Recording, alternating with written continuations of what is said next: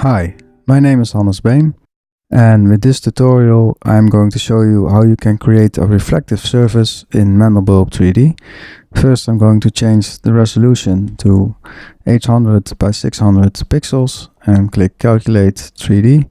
So the view just became a bit bigger, so we can see a bit better what I'm doing. For Formula 1 I'm going to select this text, so I can type in AMA and then this wonderful formula amazing box SSE2 appears and we're going to choose it. Then we're going to go to the Formula 2 tab and then we type in ATE2. So we can choose A tetra VS2, and already if you click Calculate 3D we're going to get a cool image. We want to change the camera position. We go into the navigator and we open up the parameter panel by clicking on the arrow. Now I'm clicking on fixed zoom and steps to select it, make it active. Now this number indicates the number of steps. Let's leave it to 10, it's a good value. And we move the camera a bit by clicking on this arrow. You can also use the keyboard and press the A button. Now I like this view a lot better, so I'm going to keep it here. And now I'm going to click the View to Main button to transfer this image to the main window. Click Calculate 3D to render the image. Okay, looks good.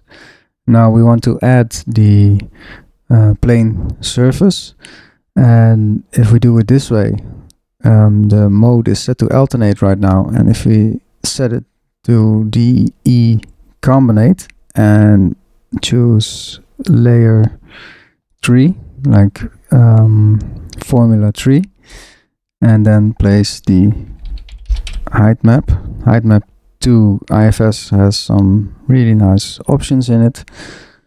And when we now try to render it by pressing Calculate 3D, we get an error saying mixing of diffs with other formulas will not work. Well, I believe this is a bug, because when I just click this button to go to Formula 2 and then back up to Formula 3 again and then click Calculate 3D, it just renders without issues. So that's probably a bug. To save you some render time, you can set the value of the max its hybrid part 2 to 1. And when you press Calculate 3D, you can see that it renders a lot faster.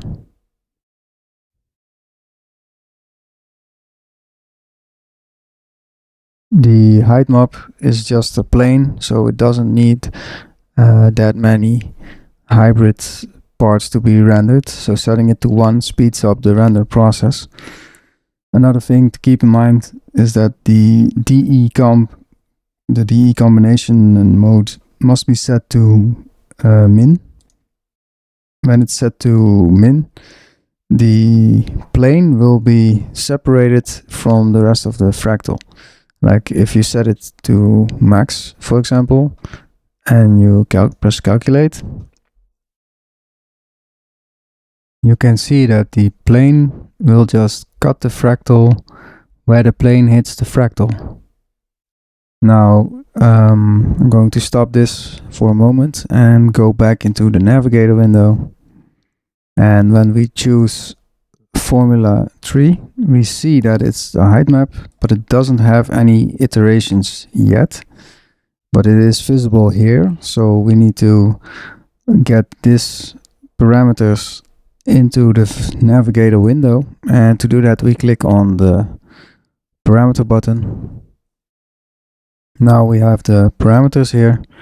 We can change some settings. Let's change the map number. It's set to 10 and it corresponds to your Mandelbulb M3 maps folder in the Mandelbulb3d folder, and map 10 is this one. So now we want a plane and not a map, so I'm going to change this number to 0. Now there's no map selected, so it just becomes a plane, and the plane is not visible yet, so we have to change the H offset slider, move it to the right so the value is going up and the plane is also coming up.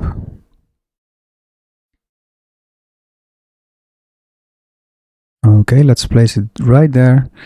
Click the View to Main button to transfer this image from the navigator window to the main window, and press Calculate 3D to see what we're going to get. It's always good practice to save your file, your M3E file, when you see something you like, and if you change something and it's not the way you like, you can press the back button, of course, but it's probably easier to just open up the file you saved. So I'm going to save the file by clicking on the M3E button, and I'll just save it right here, call it tutorial file _001. Let's save it. Now we want to make this plane reflective, so we're going to need to go into the lighting window, click on the object tab, then click on the diffuse color option, and let's set this glue sliders to on, so all the sliders move at once. Then turn it off again so we can move them individually. Now to start, I want to choose a really recognizable color like red. So we're moving the slider to see where the color red is going to go. And I'm going to move this closer to this one. Then change this one, see what it does. And go a little bit more to the left. And let's see how far we can go. Okay, that was too much. Now we just saw the red move back, so this needs to go to the right more and more and more, maybe even a bit more. Okay, this is good enough. This is all red now. Let's see if we can reduce this red band a little by changing this slider. Move it to the right. Yes, it's starting to look a bit better.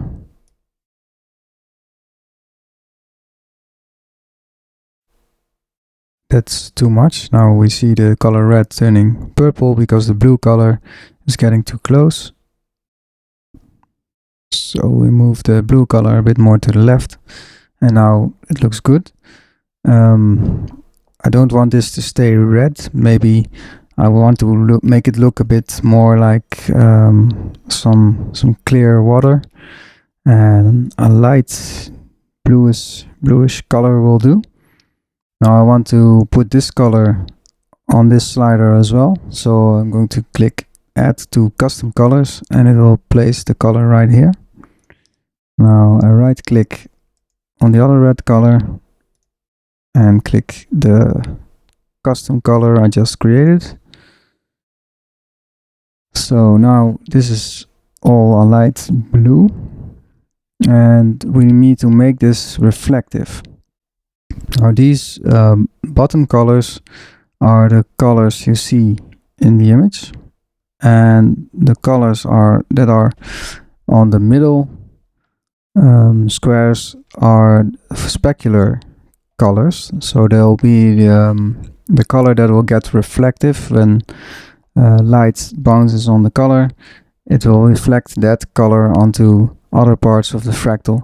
And because we are going to make this plane reflective and we want the fractal to be non-reflective, we're going to set the specular colors to all black.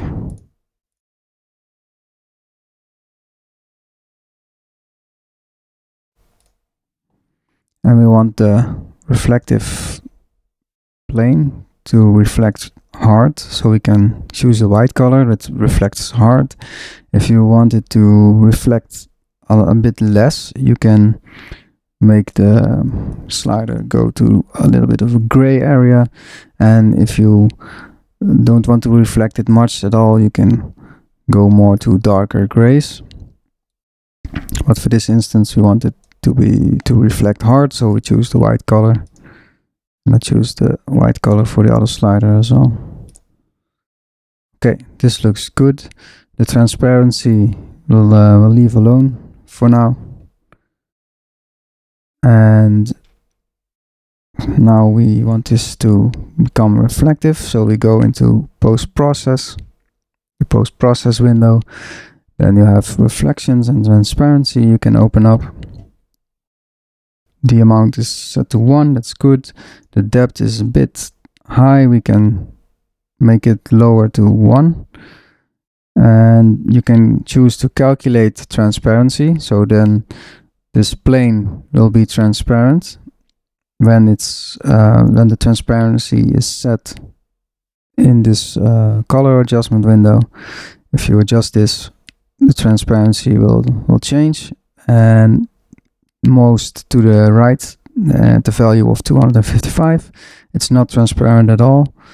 And when it becomes more dark and the number gets lower, it's more transparent. So for now we leave the transparency alone. Only diffs. It applies to the transparency.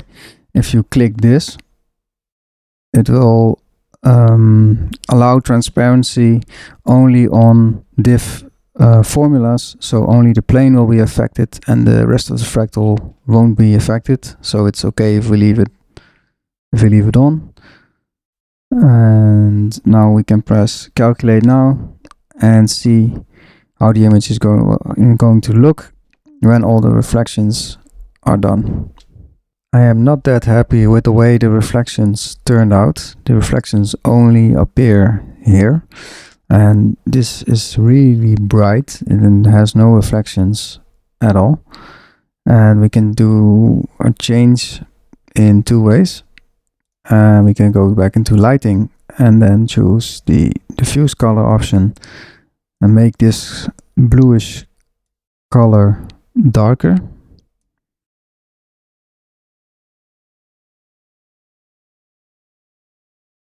Now that this is more dark, the reflections will appear here as well, and lighting, the global lighting is unchanged. Another way to do this is leave the bright color and go into the lighting panel, click on the global tab and change the position of the global light. As you can see now, this is a lot more dark. Also the light has changed on the fractal as well, and that's a consequence of changing the global light. Now when we render the reflection will also appear here. Alright, as you can see, this looks really nice. And it looks like it's really still water. There's no wind on it. But if we want to make it look a bit more like water that has some wind moving it, we go back into the navigator window. And in the navigator window, we go back up to the map number. And a really nice map for water is the map 1014/2014.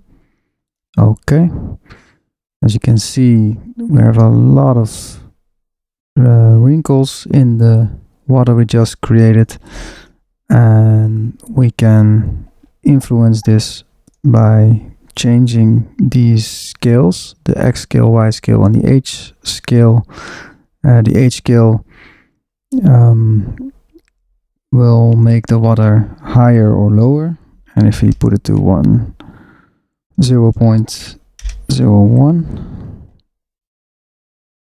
it's a lot lower, as you can see now, and we can change the scale a bit. So it will look like there's not a lot of wind going on.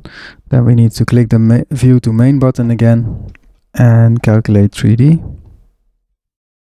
Okay, I think this looks fairly decent, but there's no reflection yet, so we need to click on the Calculate Now button again. If you don't want to have to click the Calculate Now button every time you click Calculate 3D, you can check the Calculate R automatically button, and every time you press Calculate 3D, it will also render reflections and transparency. And as you can see, it looks like water that has some wind going over it, and the reflection is still there, but because there's also distortion of the small waves, the image is not that clear anymore. But the color is not really realistic, but the way the reflections are on the water, I think, is pretty realistic. I want to go back into the navigator again for a bit and show you this map number 1014. If you go into the folder of Mandelbulb3d, you will find a folder M3 maps. This is where your maps are stored. The 1014 map looks like this.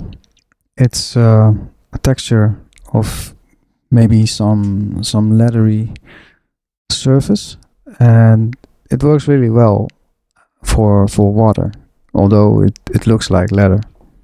To show you how transparency works, I already rendered the image, and I've checked the calculate transparency box, of course. Then I went into the navigator, and in the navigator I have set the X scale to 0 and the Y scale to 0, so that all the ripples in the water would be removed and it would look like still water again, to display the transparency effect a lot better. Then you need to go into lighting and then the diffuse color adjustment, and to change the transparency you change the top square, and the 0 doesn't make it transparent at all, and when you go up it becomes more and more transparent, and 255, the value 255 is completely transparent, and it's looks maybe a bit better if you don't make it completely transparent but set it to 225 or something like that. Then you get the image we just had. Let me get it back. You see, it's just a little bit see-through.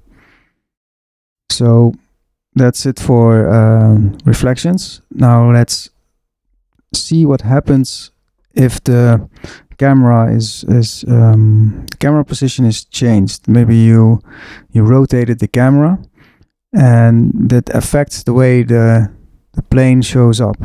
So I will demonstrate how this works.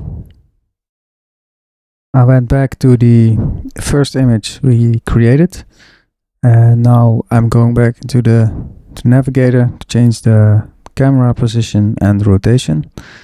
And let's go up and rotate the camera down. Now the view we have now is completely different than what we had before. So the plane will also show up different. Let's click the View to Main button, exit the navigator and render this image to see what we get. Alright, now this looks totally different, and this is a bit flat, and we can change this by changing the render option to in and outside render. And if we render this again, let's calculate, you can see that this is not flat anymore. It looks a lot better. Yes, I like this a lot more.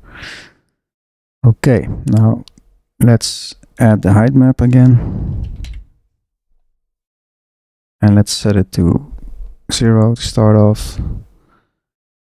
And now choose the decombinate mode, set it to 3, and press calculate 3D. Let's see what happens. Okay, I see the Heightmap is filling up this gap.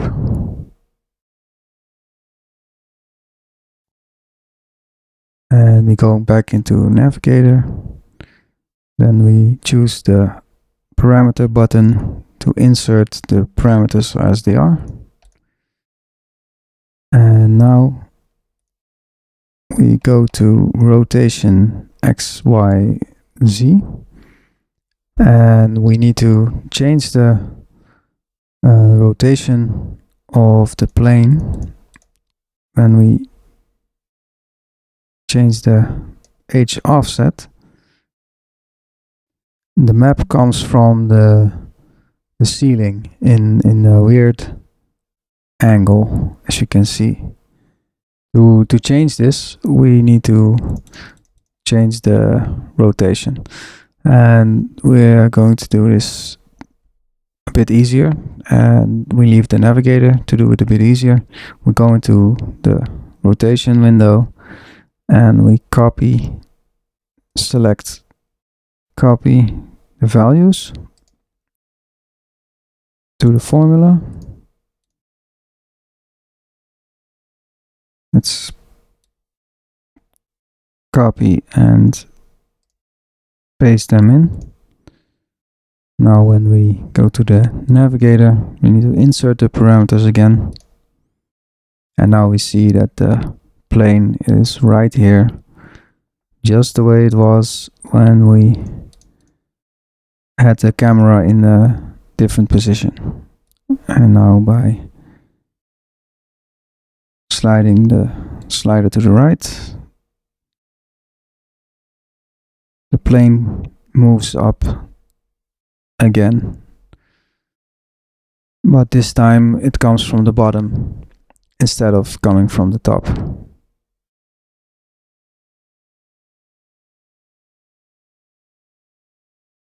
Now before we can add reflections, we need to go into lighting again, then the object tab and the diffuse object colors button. Leave the glue sliders set to on, or just click it and turn it on. Then the sliders move all at once again. We untap the glue sliders and we choose a really recognizable color. Looks like it's already in the right spot. Okay, looks pretty good. Now let's change the color to something I like, maybe light blue again.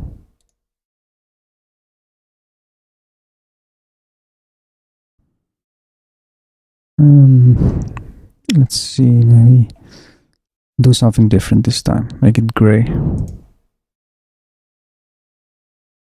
Okay, then we have to change these specular colors to black, so only the plane will reflect. The plane needs to reflect hard, so we'll make it white.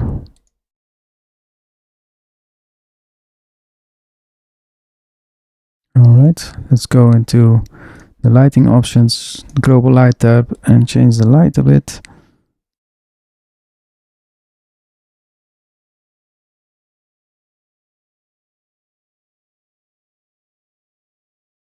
Okay, so this is a bit more dark, so the reflections will be more visible. And we go into post-process, reflections, and then calculate. Okay, looks good. Most of the reflections are going on right here and there. Now, there's another option I want to show you. First, I'm going to save this file again. So we can always go back. If we go into the lighting window, there's this option, use a map for diffuse color. So instead of using this color palette, we can use a map. So when I choose to select this option, this changes, and also the fractals changes, of course. Now I can choose a map number, and I can also right click in this field and then use the Explorer to choose a map. I'm going to use this map for demonstration purposes. Alright, already looks pretty nice. You can change the options of the map right here. You can change the scale.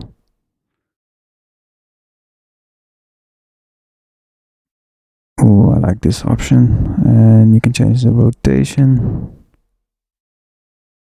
And as you can see, the gray color got replaced by this beige-like color.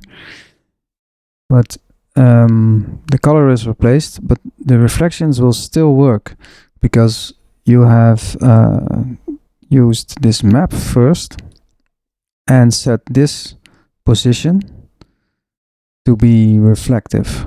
So although you have used a map instead of the color palette, this space you made reflective, gave the option to be reflective. I need to correct myself there. Will be reflective when you press the calculate now button and you have all these settings like this. Alright, I love the way this turned out. Let's go back to our other image and do the same thing. Alright, this is the image we were using earlier, and now we go into the lighting window and the color palette looks good. This is the position of the reflective surface. Now we choose a map, and we can choose a map by using the buttons, of course, and we can choose a map by clicking the right mouse button in this field and using Explorer to choose a map. Let's see, what do we like here? I'm going to go for this map. Maybe a bit boring, but it's just for demonstration purposes. Okay, rotate it a bit, and you can use offset to move it around on the X or Y axis. Okay, I like this image. Now we're going to go into post-process window again and press the calculate now button. And as you can see, the reflection is almost as hard as a mirror. Before we end this video, I would like to mention Scapin Matteo. You can find him on Facebook. It's this guy. He provided some information that was really helpful for making this tutorial, some great tips. You can also find his works on the website machina-infinitum.com.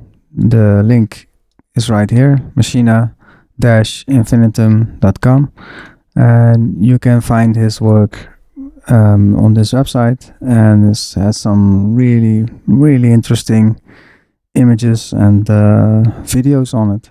Give me a thumbs up if you didn't like it. Give me a thumbs down, and if you want to see more content like this, you can subscribe to my channel.